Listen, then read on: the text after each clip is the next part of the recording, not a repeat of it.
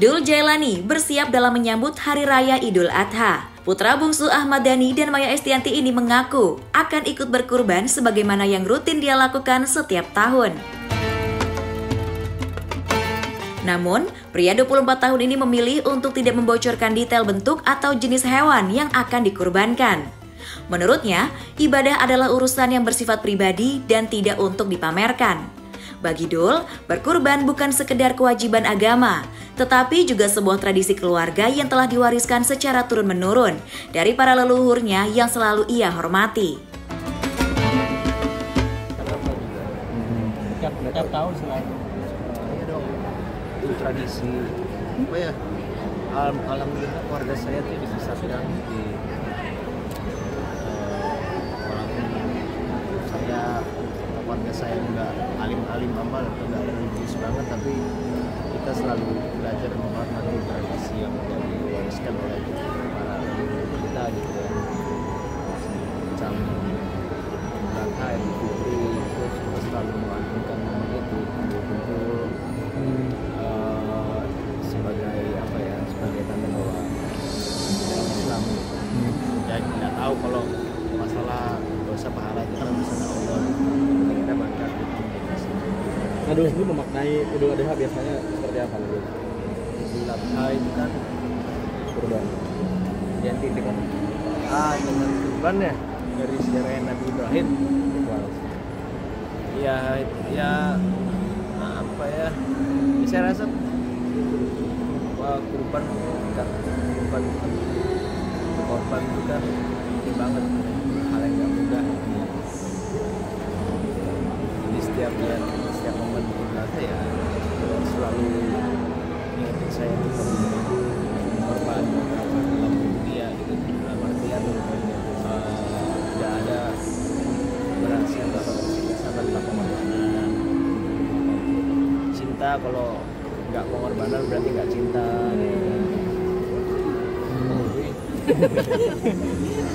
Ya selalu tentang pengorbanan apapun. Ngomong tentang cinta nih, mungkin sebentar lagi kakak mau menikah. Sebenarnya progresnya nikah dulu. Pokoknya insya Allah lancar. Baju Yang untuk mana? ada tema apa sih? Baju keluarga kan ada tuh, biru sebenarnya. Ada. Atau apa nih Udah ditentuin mungkin konsepnya Jawa. bajunya. Belum tahu ya, baru fitting. Tahu. Tapi udah deg-degan juga nggak sih menuju hari anak? Itu kan sih nggak, cuma lebih ke ya udah nggak bujang lagi nih kata. Habis ini ngapa-ngapain tuh jadi SD dulu. Bikin situ aja sih. Sama teman Ada. ngerasa teman main jadi berkurang juga nggak sih kakak kan? Ibaratnya kan teman paling dekat juga sama kakak tuh. Ya lebih ke apa ya, sedih melepas kenangan aja. Saya berhubung dia udah mau nikah, jadi ada makin dekat nggak sih sebelum melakukan ngobrol gitu? Gimana? Ya. Sering diajak ngobrol nggak sih itu gimana? Jadi sering banget sering sebagai kakak Ero juga ya berkurang syukurlah dengan lain segala kita kalau mau nikah ya memilih sebagai anak dan sebagai adik harus support ya pokoknya Mungkin tuh sempat ini juga nggak sih ngobrol-ngobrol maksudnya nanti kita udah agak sulit nih gimana nih gitu-gitu. ya pasti ngobrol lah, cuma berapa rahasia. Oke, siap. Datang Datang juga nggak sih nanti di nikahan? Menyelat aja nanti ya. Udah banyak nih pakai luar negeri mungkin hari pas Insya Allah. Oke. Ada dua acara ya. Kasih komentar sedikit nanti kan di Maya Family. Mungkin udah sejauh mana nih persiapannya? Siapanya udah sejauh mana? Persiapannya banyak doa lagi. Apa aja mungkin? Udah sampai di fit baju kan gimana?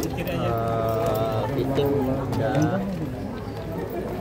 Persiapannya ya banyak. Gimana nih? Tapi ada. Insya Allah mohon doanya ya.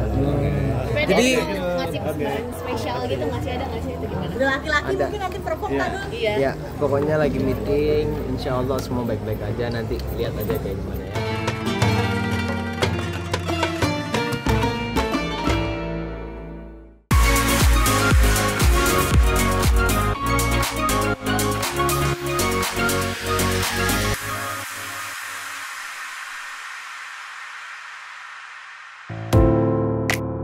Nama Arya Saloka melejit berkat perannya sebagai Aldebaran dalam sinetron Ikatan Cinta. Kini, ia lebih sibuk di dunia perfilman, termasuk membintangi film terbarunya yang akan segera tayang berjudul Dendam Malam Kelam. Meski saat ini lebih banyak terlibat di dunia film, mantan suami dari Putri Ana ini menegaskan dirinya bukan tipe aktor yang pilih-pilih pekerjaan.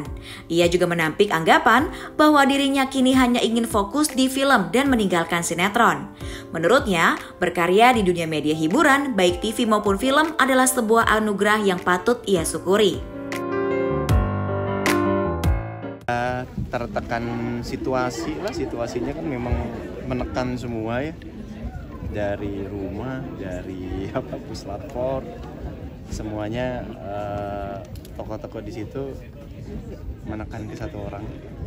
Ya, jadi ya begitulah.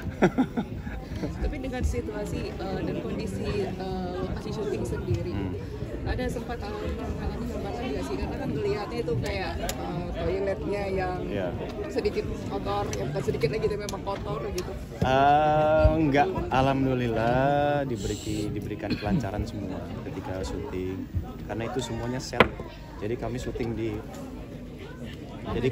di studio, jadi semuanya di set oleh Bang Frans Paat. Luar biasa, setnya sangat cantik dan memang bagus, bahkan toilet pun juga semuanya di set, apartemen semuanya di set, hampir semua di set kecuali rumah Sofia sama Jeffrey, laboratorium yang Jeffrey naruh obat-obatan yang di kaki Sofia itu kan asli, terus kampus asli gitu, tapi yang kalian melihat puslapor tadi gitu-gitu tuh semuanya set. Tapi ya alhamdulillah nggak ada halangan ya, mungkin karena memang semuanya bekerja dengan baik. Ya mungkin.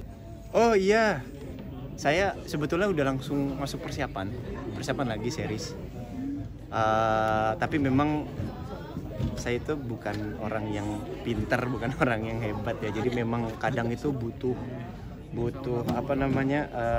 istirahatnya supaya bisa menghilangkan yang kemarin-kemarin gitu loh. Jadi memang kebetulan ada jeda sebelum saya persiapan yang ngerjain saya ngerjain series. Jadi memang ada istirahatnya. Memang harus sih. Karena kalau langsung itu kayak saya ngerasa kayak nggak bisa ngasih sesuatu yang baik aja. Lebih ke melakukan apa ya untuk menghilangkan karakter yang sebelumnya? Ada tipsnya nggak? Tipsnya saya WhatsApp ya nanti ya. Yang kamu lakukan apa tuh cara-cara? Tapi bisa ada treatment apaan gitu mas? Enggak sih, di rumah mungkin lebih banyak melakukan kegiatan-kegiatan yang memang milik saya ya, kegiatan miliknya Arya ya gitu loh, bukan miliknya Jeffrey gitu. Jadi tubuh ini kembali, sebetulnya syuting pulang itu pun juga saya harus menjadi diri saya gitu. Saya harus menjadi diri sendiri gitu, karena harus membiasakan itu supaya nggak terjebak lama gitu. Karena kan syutingan juga udah capek gitu. Kalau bisa memang udah diistirahatin, besok lagi ketemu sama Jeffrey-nya gitu-gitu. Jadi memang istirahatnya itu memang banyak melakukan kegiatan yang memang milik saya aja. Dan ya balik lagi lah berkegiatan, beribadah yang bener. Iya kan? Mas kan ada kan beberapa psikolog. Ayo ngomong nih. Berisik lagi ujian nih. Sebetulnya harusnya ya Indonesia mulai perlu melakukan itulah. Tapi kan dibantu juga oleh PH-nya ya gitu loh. Karena PH-nya yang merekrut kami sebagai aktornya, ya harusnya ikut membantulah itu sebetulnya. Cuman banyak orang yang tidak melakukan itu. Tapi kalau buat saya sih, psikolog terbaik buat saya adalah Allah sih. Jadi ya kesana pastinya, kesana dulu gitu. Tapi ada efek dari berkarakter itu masih terbawa masih menempel gitu-gitu? Enggak. Karena kami kan belajar ya jadi tahu pintu masuk pintu keluar.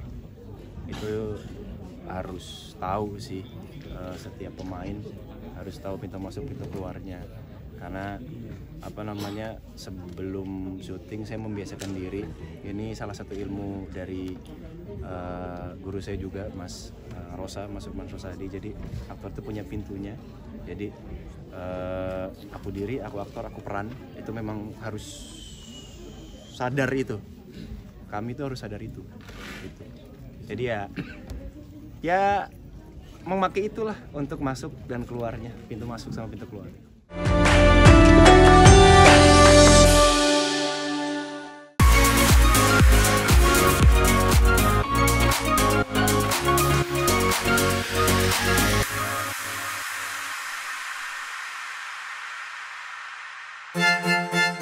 Aktor Deva Mahendra kerap didapuk memerankan tokoh pria tukang selingkuh dalam beberapa film layar lebar yang dibintanginya. Yang terbaru, Deva Mahendra tampil sebagai Reza dalam film Lahtazan, suami yang berselingkuh dengan babysitter di rumahnya. Sementara di film sebelumnya, Ipar Adalah Maut, ia bermain sebagai Aris yang berselingkuh dengan adik iparnya. Dalam dua film tersebut, aktor 35 tahun itu diharuskan beradegan intim dengan para lawan mainnya, seperti Ariel Tatum hingga Devina Karamoy. Menanggapi hal ini, Deva Mahendra akhirnya buka suara terkait respon sang istri Mika Tambayong terhadap peran tersebut. Lantas, adakah batasan yang diberikan Mika untuk Deva dalam berakting? Kalau di Ipar tuh orang benci sama Aris ya. Kalau nonton ini, gue jamin orang gak benci sama Reza. Karena ada sesuatu yang lebih apa ya? Saya nggak bisa jelasin karena ada spoiler. Jadi ini jadi reason akhirnya kenapa. Jadi setiap hubungan tuh kalau kemarin Ipar Adalah Maut kan, ya karena mungkin karena boring apa segala macam gitu. Kalau ini beda banget. Reason akhirnya seseorang mendua gitu beda banget, makanya saya jadi mau ambil peran ini lagi, meskipun ya itu saya harus siap-siap diri lagi untuk dihujat, diramaikan sosial media, tapi nggak apa-apa, berarti kan mereka menikmati dan terbawa sama karakter. Challenge-nya seperti apa nih? Itu untuk memunculkan perbedaan artinya ya? Challenge-nya itu adalah justru gini, saya nggak mau kayak karena menghindari untuk mirip banget sama Aris, jadi kayak Reza ini karakternya harus dibuat-buat. Nah, takutnya kalau dibuat-buat jadi nggak manusia gitu. Jadi kalau misalnya kayak kita coba untuk hadirkan kayak gesture tertentu, cara ngomong tertentu yang khas gitu, takutnya kan jadi karakter komik. Sementara kan Reza dan Aris ini dua-duanya sama-sama manusia biasa, dan kita pengen itu emosinya yang disampaikan oleh manusia biasa ini juga sampai kepada penonton kan. Jadi justru dari awal tuh mindsetnya kita nggak kayak harus anti banget sama Aris, harus bedain banget enggak. Tapi ya pasti dibantu dengan look, udah pasti secara penampilan, secara potongan, kemudian cara berpakaian gitu. Itu cara bicara itu udah pasti dibedain gitu. Saya nggak bakal ada di sini kalau nggak ada support dari istri pasti. Dimanapun saya, kerjaan apapun yang saya ambil, itu semua kan udah based on diskusi kita. Saya juga udah menyampaikan, bahkan dia udah tahu ceritanya secara detail gitu. Jadi itu sih yang paling penting, itu yang dan selalu kita berdua lakukan dari awal. Berangkat kemanapun itu based on restu satu sama lain. Ada adegan-adegan yang kayak tadi yang yang seperti ya itu kan kekuatan sebuah trailer. Untuk isi filmnya saya nggak bisa ngasih tahu, takut spoiler, tapi memang adegan-adegan tertentu itu dibutuhkan kan untuk menggugah emosi, bikin orang nggak nyaman. Ketika kita nggak nyaman, kita pada akhirnya akan berpihak kepada karakter tertentu dan kita terbawa sama emosinya. Nah, harapannya mudah-mudahan film ini juga fenomena sama kayak Ipar Adalah Maut, dimana penonton di dalam bioskop itu nggak diam aja nonton tapi marah-marah gitu. Ada reaksi live. Tapi ada nggak sih mungkin batasan ketika kalian berakting? Misalnya kalau Kamika, ini acting nggak boleh kayak gini. Ada nggak sih batasan dalam rumah tangga kalian tuh, Kak? Kita sih nggak ada ngebatasin hal kayak gitu ya, karena pada dasarnya dari awal pun saya sama Mika sebelum kita juga menikah, kita kan sudah tahu porsi dan pekerjaan satu sama lain. Jadi ketika misalnya saya berusaha untuk membatasi dia, artinya saya membatasi diri saya sendiri gitu. Dan namanya kerja kreatif, baiknya kerja kreatif itu tidak terbatas, tapi kita juga harus tahu diri gitu. Jadi yang paling penting komunikasinya, trustnya dibangun satu sama lain.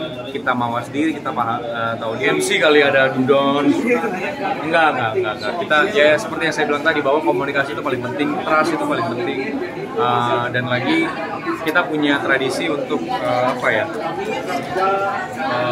saya selalu kunjungin tempat kerja dia pun begitu. Jadi tidak ada hal yang ditutupi sama sekali.